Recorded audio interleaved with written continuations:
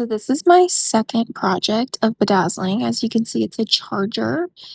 And I decided to do, there was a couple like, I guess, black gems, but this one was a reflectant blue. That was really pretty. I started with, I guess it's called the honeycomb method. The first thing I bedazzled was actually a lip gloss cake lid. So it was a lot smaller than this. Um, but yeah, so you can just do like a normal row by row, but the honeycomb is where they're slightly off-centered the next row, and it actually works really nice. So I just did this time lapse because I do think it is satisfying seeing this. I love watching like a show during this or listening to a podcast. Obviously, it keeps me off my phone, so it gives me something to keep my hands busy. And I have been just using the, I guess, pencil, if you will. There's other tools. I haven't tried those quite yet, but this was quite easy and fun for, I guess, said beginner like myself.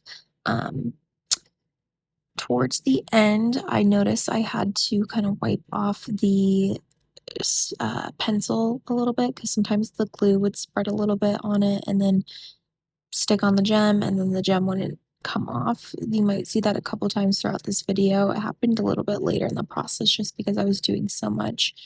But it's also nice too is that you can do as much or as little as you want in a session and come back and finish it. I decided to do like, I would say probably half or three-fourths of it.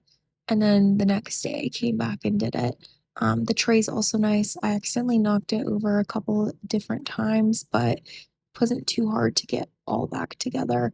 I also noticed sometimes, again, later with the process, just because I was in and out with the glue, um, that some additional glue kind of got stuck on the tray, and the gems are actually stuck in there. When I say stuck, when I use the pencil to try to take them out, they want to come out. But um, when I like used another tool or just kind of shook it, that they did come off, so they weren't like stuck forever. So that's something to note. Um, but yeah, I had a really good time doing this. I actually really liked how it turned out as well too. One other piece too, I had to keep refilling my little tray. For this specific gem kit, this almost, I would say like 90% or 85% took up this specific color for this one little square. There are two full trays, so if I did have like a second one or this was a lot bigger, I would be able to tap into that second, I guess, tray of gems of the same color. But this hopefully gives you kind of a rough idea. So maybe something a little bit bigger you could gem all within one little tray pocket. Again, it's nice that this kit does come with two, so that if you were to do a bigger project where you need a specific color or a lot more of a specific color, that you could re-up. But there's a lot of color varieties, and if worse come to worse, like I could always just use another similar color. Just as I mentioned, there were multiple blacks, like black with no reflective or more of a silver reflective, and then there was one that was like a multicolor, which I think would have blended nice. Or, you could always do a design where it's like one row is, the blue, one row is the multi, one row is the normal black. So there's a lot of ways to accomplish, I guess, your design. But that's one thing to be mindful of if you have something like really big, like a huge canvas and you want it all one color.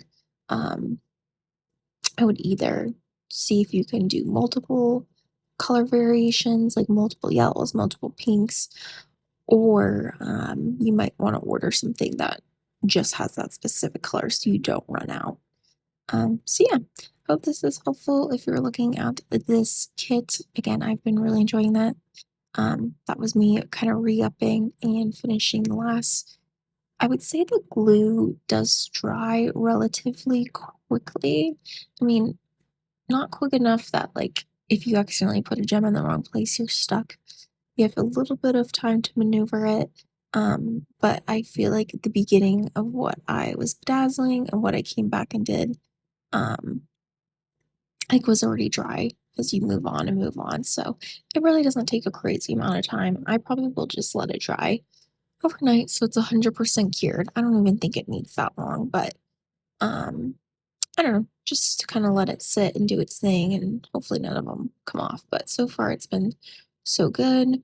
You can see I actually ended up just going into the kit itself and pulling them out towards the end just because my tray was getting a little sticky. But towards the end, I actually just cleaned that up. It wasn't very difficult or anything like that. But yeah, there you go.